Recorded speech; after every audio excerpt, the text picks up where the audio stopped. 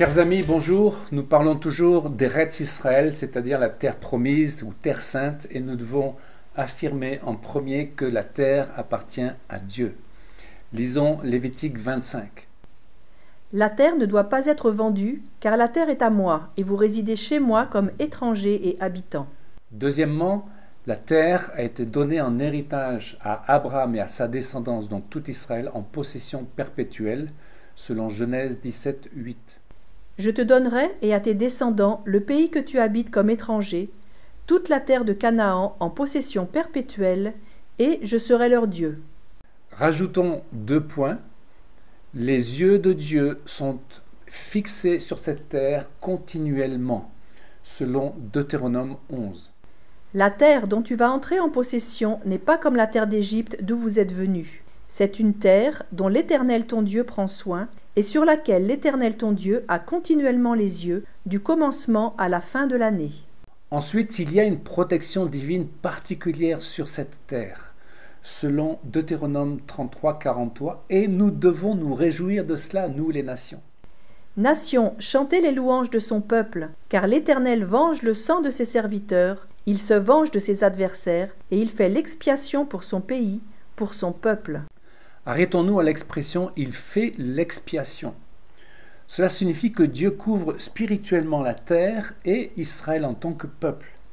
Un rabbin du XIIIe siècle, Moïse Narmanide, disait que c'est une claire attestation que ce cantique envisage la libération pour des temps futurs.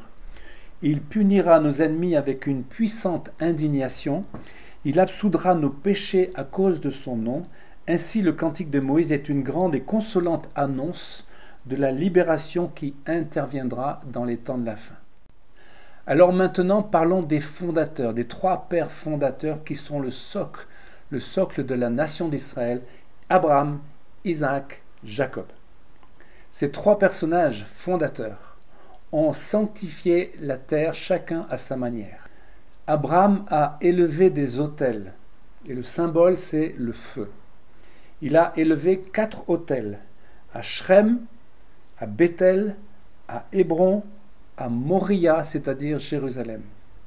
Et notons la chose suivante, c'est que ces 4 sites prophétiques ne sont pas dans les mains d'Israël, puisqu'on peut parler de Naplouse, Ramallah, Hébron, qui est une ville palestinienne maintenant, et selon la terminologie des nations, l'esplanade des mosquées.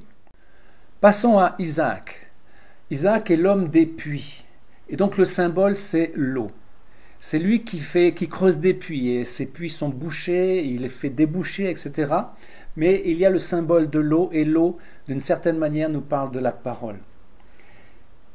Entre parenthèses, il y a dans le Negev et sous le Negev une quantité énorme d'eau qui permet l'élevage de poissons et de grandes serres agricoles.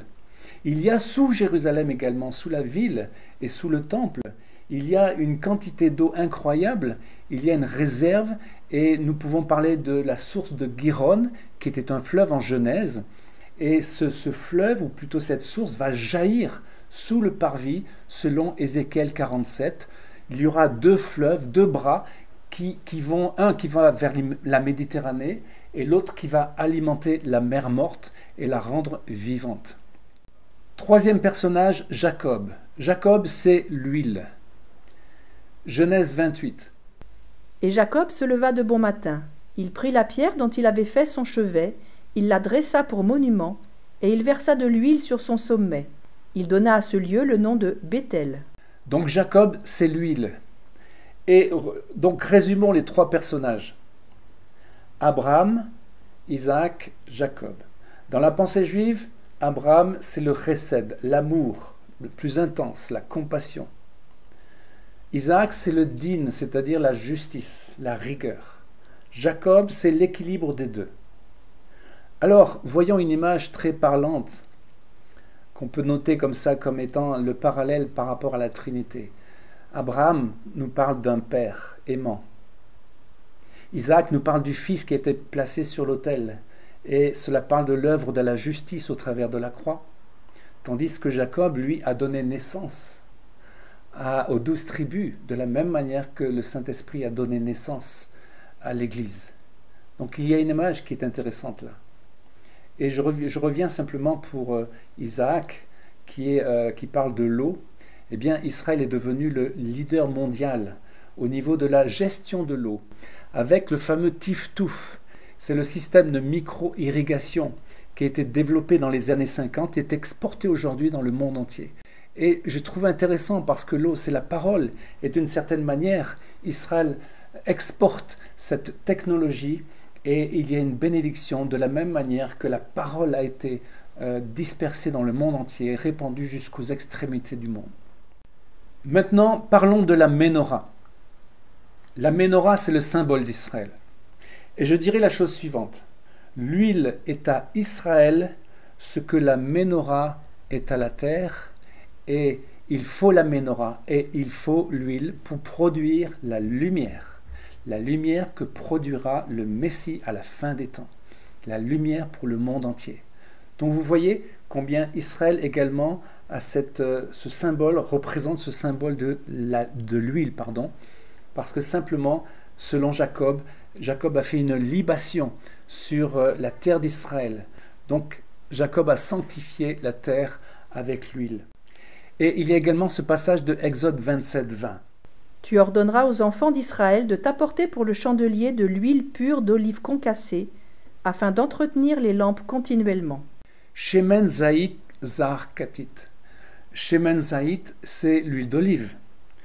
Zar, c'est pur. Katit, c'est concassé. Cette huile est spéciale parce qu'elle est concassée. Et nous pouvons dire, voilà, le noyau est brisé, c'était comme avec le pressoir à huile.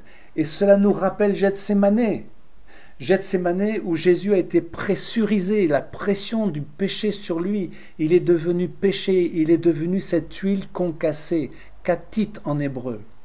Et de la même manière, Israël, au travers des exils, au travers des persécutions, et notamment de la Shoah, de l'Inquisition, des pogroms, a été brisé et concassé comme l'huile katit. Pour terminer, je dirais que la Ménorah, symbole d'Israël, est toujours en exil. Alors c'est une image. On dit que la Ménorah est toujours dans les caves du Vatican. Personne ne le sait exactement.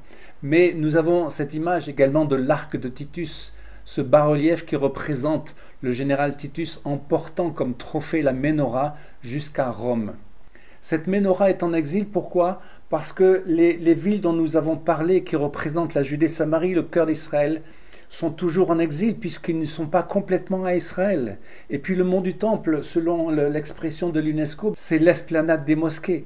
Donc vous voyez, il y a cette notion qu'Israël est toujours en exil. Il y a toujours l'opprobre des nations sur Israël. Et voilà, donc pour finir, comment nous devons prier. Et là, je parlerai des 4 matriarches. Il y a les 3 pères fondateurs, mais il y a les 4 matriarches. C'est-à-dire Sarah, qui a chassé Ishmaël. Elle est le gardien de l'héritage. Rebecca, qui a dit à Isaac, non, c'est pas Ésaü, c'est Jacob qui est l'héritier. Et il y a Léa et Rachel qui ont évidemment donné naissance aux 12 tribus d'Israël et qui ont fait leur travail de mère d'Israël. Elles sont toutes les 4 gardiennes de l'héritage de Dieu et symboliquement, prophétiquement, nous pouvons dire que l'Église est également cette épouse-là, cette mère qui doit prier et intercéder. Et là, nous voyons 4 thèmes de prière. Prier comme Sarah contre la montagne de Séhir et Édom tout entier. Nous avons vu cet aspect-là dans la dernière vidéo. Et en faveur des montagnes d'Israël. Deuxièmement, prier pour la légitimité d'Israël qui est tellement bafouée aujourd'hui par l'ONU, par l'UNESCO, par les nations et même dans le monde chrétien. Prier pour la population, troisièmement, pour l'unité de cette population c'est un véritable combat actuellement spirituel, mais également pour la paix de Jérusalem, c'est-à-dire l'accomplissement des prophéties. Et ça nous ramène à Léa et Rachel. Rachel a accouché dans la douleur et elle a donné naissance à Benjamin. Benjamin, c'est Benjamin, c'est le fils de ma droite. Et cela nous évoque le psaume 110. Il est à la droite du Père, le Fils de l'homme et il vient sur la terre pour imposer sa justice et la paix sur le monde entier. Les amis, une dernière image, c'est celle du grand Israël. Vous la voyez sous vos yeux. Ce grand Israël, c'est l'image de Genèse 15, verset 18. Cette promesse a été donnée à Abraham. Israël sera du Nil à l'Euphrate. Et voilà le grand Israël tel qu'il sera. Et cela nous parle bien sûr du royaume messianique, du royaume de David qui sera établi sur la terre et qui va être une bénédiction pour le monde entier, pour toute l'humanité. Chers amis, à une prochaine fois pour une vidéo en direct de Jérusalem.